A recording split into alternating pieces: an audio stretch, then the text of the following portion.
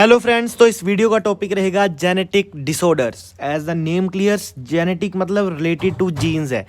ठीक है, तो genetic disorder is a disease or condition that occurs due to किसके कारण? Absence of a gene, gene absent है या डिफेक्टिव है, और बाय क्रोमोसोमल एबनॉर्मेलिटी। तीन चीज़ें आ गई। पहला कि या तो जीन एब्सेंट है, दूसरा या तो जीन डिफेक्टिव है, तीसरा या तो क्रोमोसोमल एबनॉर्मेलिटी है। कॉजेज क्या रहते हैं इसके? जेनेटिक वेरिएशन या जेनेटिक म्यूटेशन। वेरिएशन में क्या रहेगा? Presence of a gene which differs from normal gene. है जीन ऐसा ही लेकिन नॉर्मल से अलग है, प्रेजेंट है लेकिन नॉर्मल से थोड़ा अलग है। म्यूटेशन में क्या रहता है? Change of DNA sequence with in a gene और क्रोमोसोम।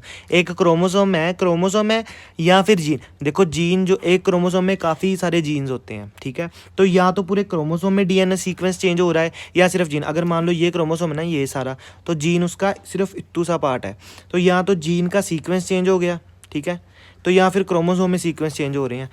दो कारण आ गए इसके।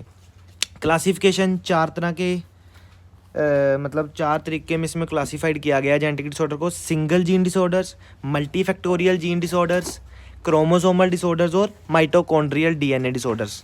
Will try to complete it in a 1.5 minute. Single gene disorder क्या रहता है? इसे मोनोजेनिक डिसऑर्डर्स भी कहते हैं। क्यों होते हैं? किसी सिंगल जीन में या तो वेरिएशन आ गई या म्यूटेशन आ गई, सिंपल। एग्जाम्पल क्या है इसकी? सिकल सेल एनीमिया या हंटिंगटन्स डिसीज। किसी सिंगल जीन में वेरिएशन या म्यूटेशन है। मल्टीफैक्टोरियल, पॉलीजेनिक यानी कि ज़्यादा जीन्स, मल्टीपल जीन में म्यूटेशन आई है। एग्जाम्पल अल्जाइमर डिजीज या diabetes. Chromosomal disorder, as the name clear, caused by abnormalities in chromosomes। Chromosome में एबनॉर्मेलिटी है, दो तरह की हो सकती है, स्ट्रक्चरल भी हो सकती है, न्यूमेरिकल भी हो सकती है। स्ट्रक्चर यानी कि स्ट्रक्चर ऑफ क्रोमोसोम में चेंजेस है या नंबर में चेंजेस है। जिनको क्रोमोसोमल डिसऑर्डर होता है, मेनली वो फिजिकली या मेंटल एबनॉर्मेलिटीज़ को फेस करते हैं। फिजिकली या मेंटल, अभी आपको क्लियर हो जाएगा।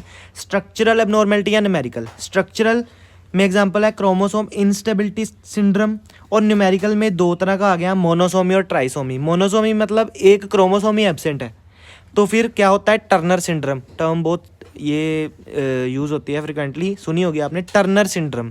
तो एक क्रोमोसोम एब्सेंट है, अगर एक एक्स्ट्रा प्रेजेंट है तो ट्राइसोमी हो गया, तो डाउन सिंड्रोम हो जाता है। ये था क्रोमोसोमल डिसऑर्डर। अब mitochondrial DNA disorder, it is caused by mutation in DNA of mitochondria का जो डीएनए है उसमें म्यूटेशन आ रही है। एग्जांपल कैर्निस सैरे सिंड्रोम यानी कि न्यूरोमस्कुलर डिसऑर्डर है। लेबर हेडिटरी यानी कि लॉस ऑफ विजन या